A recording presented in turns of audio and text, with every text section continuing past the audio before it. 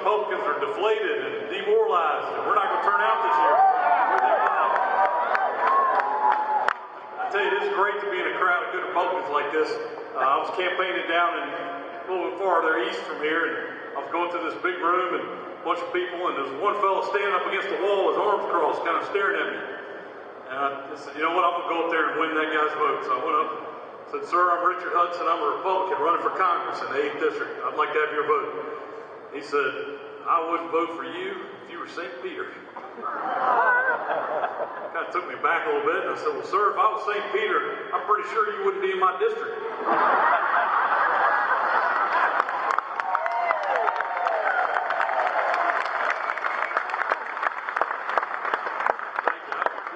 I saw a few veterans here with their hats, and I just want to pause and say thank you for your service to our country.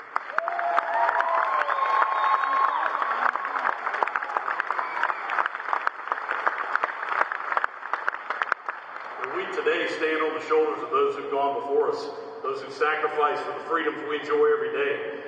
And unfortunately, today we are the first generation of Americans that are poised to hand off to the next generation an America that's not better off. And it's just sad. You look around at all the problems facing us right now, 23 million people looking for work. The median household income has gone down. The price for a family for health care has gone up almost $2,000 a family. Times are tough out there. But the good news is, if you want to change the direction of the country, you got to change the leadership. And we've got the right candidates who are ready to take the lead in Mitt Romney and Paul Ryan and Patrick Henry.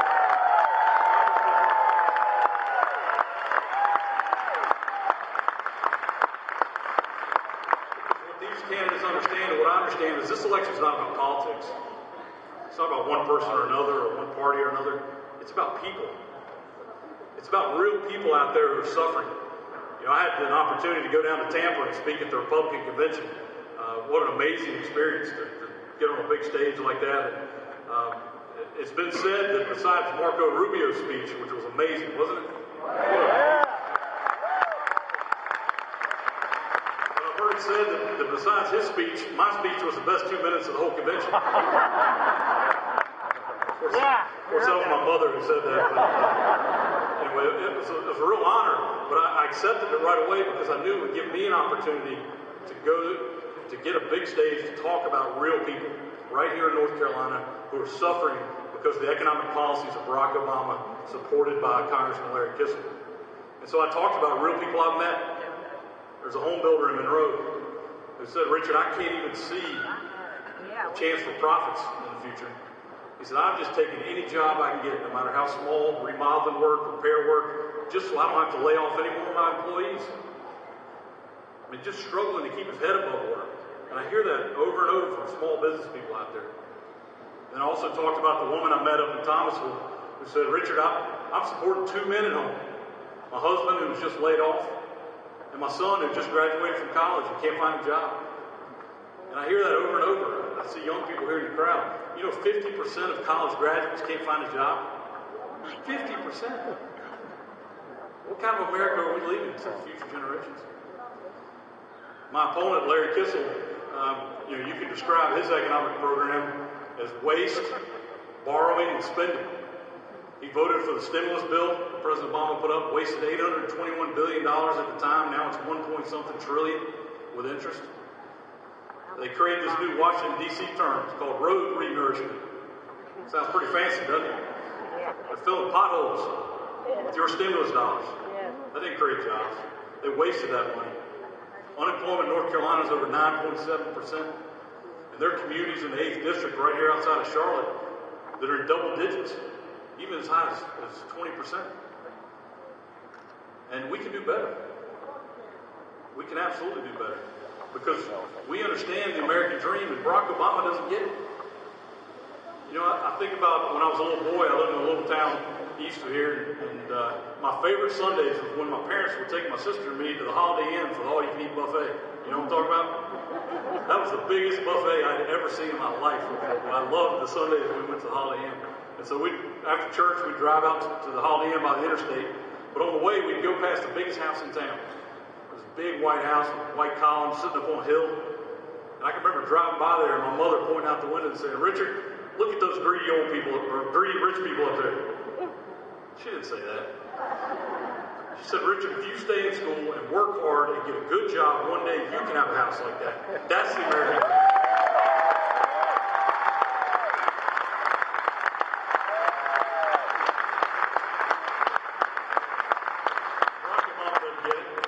Kissel doesn't get it, but I can tell you, Governor Romney gets it, Congressman Ryan gets it, Senator Marco Rubio gets it.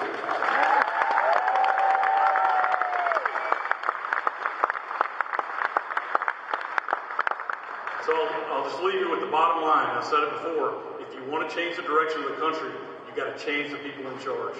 And we got to start with Larry Kissel in the 8th District. And so I ask you, those of you who don't live in the 8th District, you got friends who do. But it all really starts with all of you. You've got to get out there and walk the precincts. You've got to go to the victory office and make the phone calls. It's critical. We're calling swing voters, people who don't bother voting in primaries, to tell them about our message, and we need your help. So find your local victory office. If you haven't already volunteered time, we've got, 5-6 weeks? Give us one day a week. Would everybody out here commit to that? Yeah.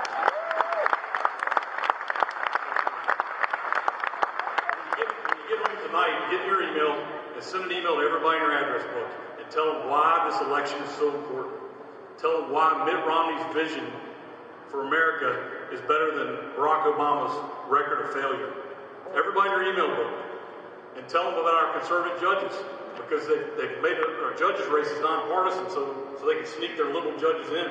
So find out who our conservative judges is and put those in your email to all your friends and tell them they've got to get involved.